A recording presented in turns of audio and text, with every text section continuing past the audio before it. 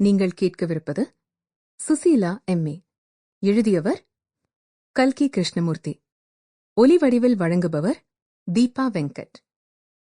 நமது கதை 1941 வருஷத்தில் ஆரம்பமாகிறது. இது கதை என்று வாசகர்களை நம்ப செய்வதற்கு எனக்கு வேறு வழி ஒன்றும் தோன்றவில்லை. இந்த நாளில் நிஜத்தை நிஜம் என்று நம்ப செய்வதே கடினமாயிருக்கிறது. கதையை கதை என்று நம்பச் செய்வது அதைவிட கஷ்டமானதல்லவா? ஸ்ரீமதி சுசீலா அந்த 1941 வருஷத்திலேதான் எம்ஏ பரீட்சையில் புகழுடன் தேறினாள். 1939 ஆண்டில் சுசீலாவுக்கு பிஏ பட்டம் கிடைத்துவிட்டது. அத்துடன் திருப்தியடையாமல் மேலே எம்ஏ பரீட்சைக்கு படிக்க தீர்மானித்தாள். அந்த வருஷத்தில் சென்னை யூனிவர்சிட்டிக்காரர்கள் எம்ஏ பரீட்சைக்கு ஒரு புதிய பாடத்தை ஏற்படுத்தியிருந்தார்கள். அதுதான் பாகசாஸ்திரம். இந்த காலத்து யூனிவர்சிட்டி கல்வியானது ஸ்திரீகளை குடும்பத்துக்கு லாயக்கற்றவர்களாகச் செய்கிறது என்று தேசத்தில் பெரிய கிளர்ச்சி நடந்ததின் பேரில் யூனிவர்சிட்டி இந்த சீர்திருத்தத்தை செய்தது. புதிய விஷயமான பாகசாஸ்திரத்தையே சுசீலா எம்ஏ பரீட்சைக்கு எடுத்துக்கொண்டாள். அவளுக்கு அந்த சாஸ்திரத்தை போதிப்பதற்கென்று ஒரு ஐரோப்பிய ஆசிரியை மாதம் 950 ரூபாய் சம்பளத்தில் யூனிவர்சிட்டியினால் நியமிக்கப்பட்டாள். இதிலிருந்தே நமது காங்கிரஸ் மந்திரிகளின் ஜம்பம் ஒன்றும் யூனிவர்சிட்டியினிடம் மட்டும் பலிக்கவில்லை என்று அறிந்து கொள்ளலாம்.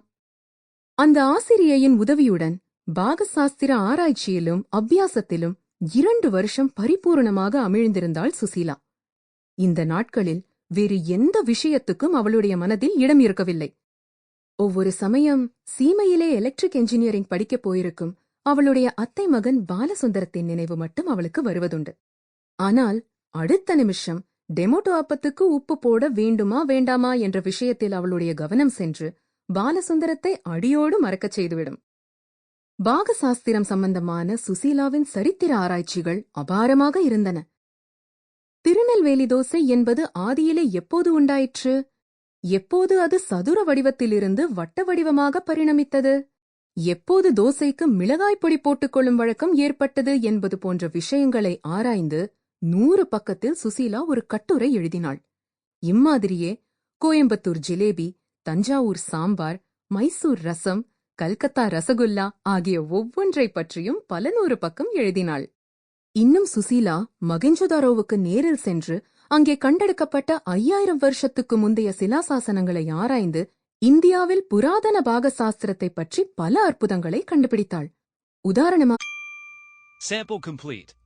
Ready to continue?